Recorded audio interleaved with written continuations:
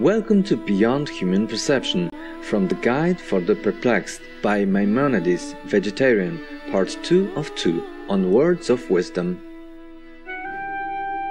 Maimonides, also known as Rambam or Rabbi Moses ben Maimon, was a notable medieval Jewish philosopher, astronomer, physician, and intellectual figure.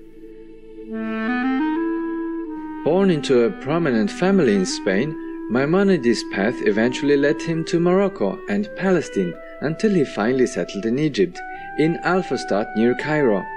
Shortly after moving to Egypt, life-changing events prompted him to start his practice as a physician. It was not long before Maimonides became renowned in the area and became the personal physician to the Sultan Saladin, a famous Muslim military leader. He also tended to other patients, lectured before fellow physicians, and became a leader of the Jewish community, teaching and helping its members. Famous works by Maimonides include Mishnah Torah, a commentary on the Talmud, and the Guide for the Perplexed, philosophical discussions regarding theological matters. A revered pillar of the Jewish world, Rabbi Moses ben Maimon also had a significant influence on some great medieval writers and thinkers, such as Baruch Spinoza and Gottfried Wilhelm Leibniz, and made an important impact on the medical science archives.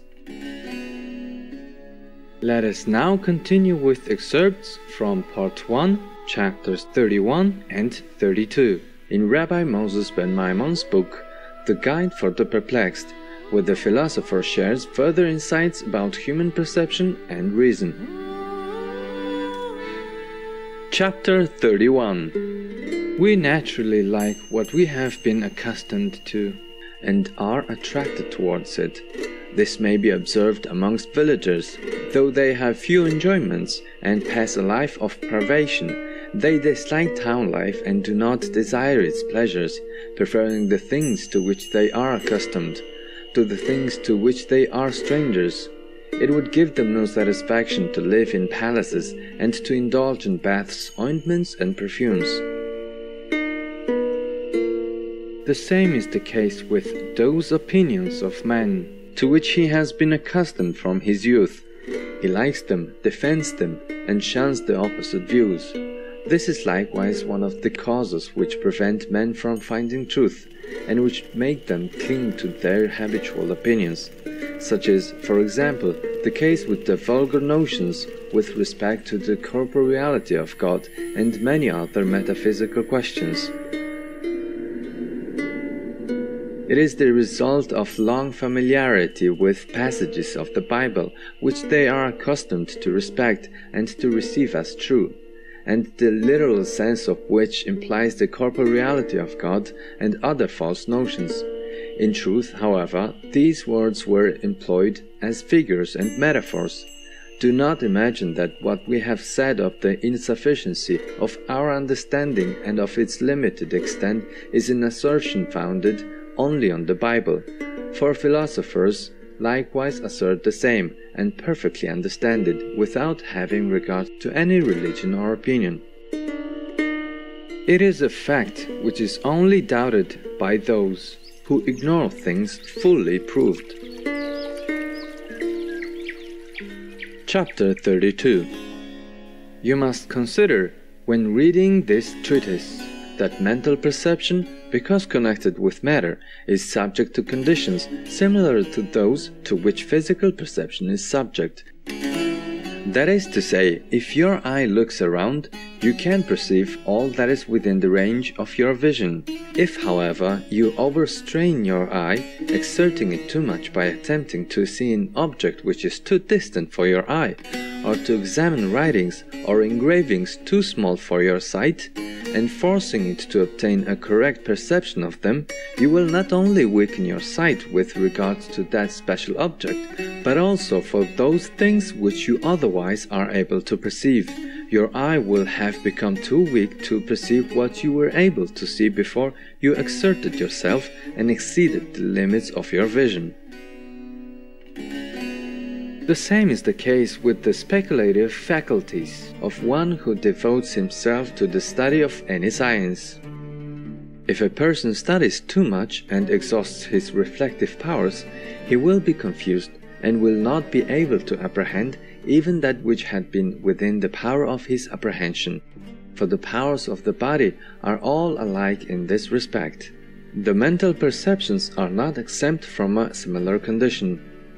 If you admit the doubt and do not persuade yourself to believe that there is a proof for things which cannot be demonstrated, or to try at once to reject and positively to deny an assertion, the opposite of which has never been proved, or attempt to perceive things which are beyond your perception, then you have attained the highest degree of human perfection. Then you are like Rabbi Akiva, who in peace entered the study of these theological problems and came out in peace. If, on the other hand, you attempt to exceed the limit of your intellectual power, or at once to reject things as impossible which have never been proved to be impossible, or which are in fact possible, though their possibility to be very remote, then you will not only fail to become perfect, but you will become exceedingly imperfect. Ideas founded on mere imagination will prevail over you.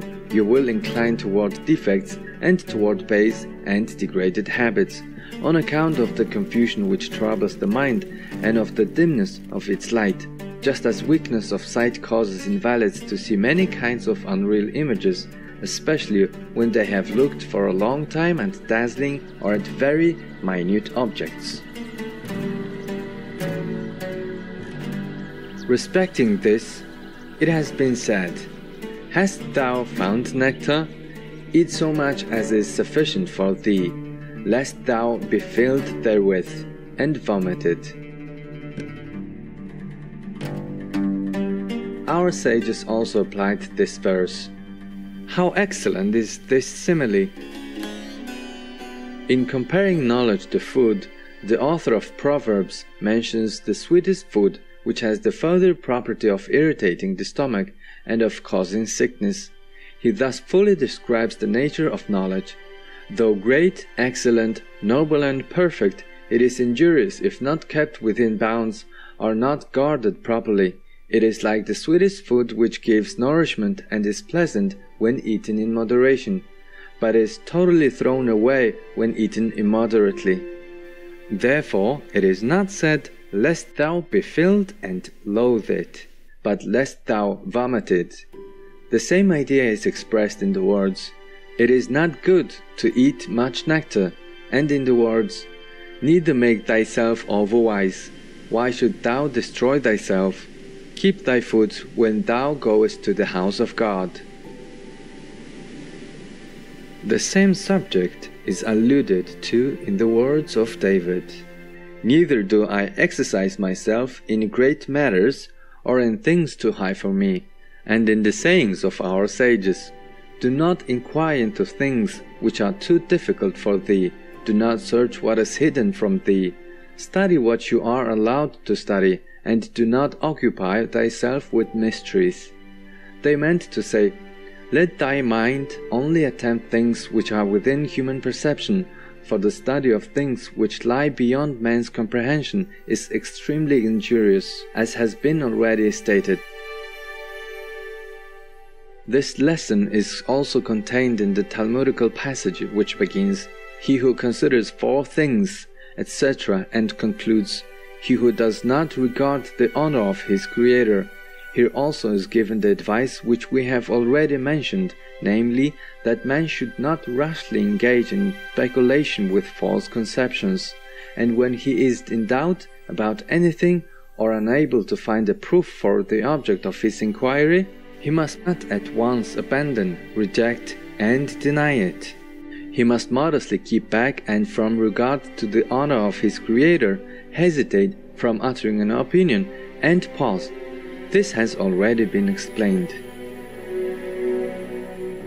It was not the object of the prophets and our sages in these utterances to close the gate of investigation entirely, and to prevent the mind from comprehending what is within its reach, as is imagined by idle people, whom it suits better to put forth their ignorance and incapacity as wisdom and perfection, and to regard the distinction and wisdom of others as irreligion and imperfection, thus taking darkness for light and light for darkness.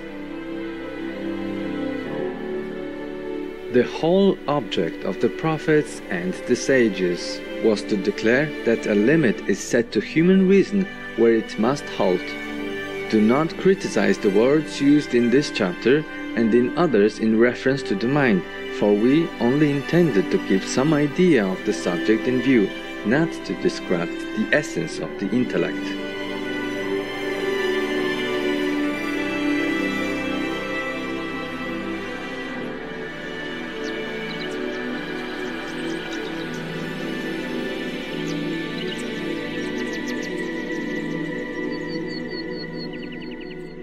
Wise viewers, we appreciate your kind presence for today's words of wisdom.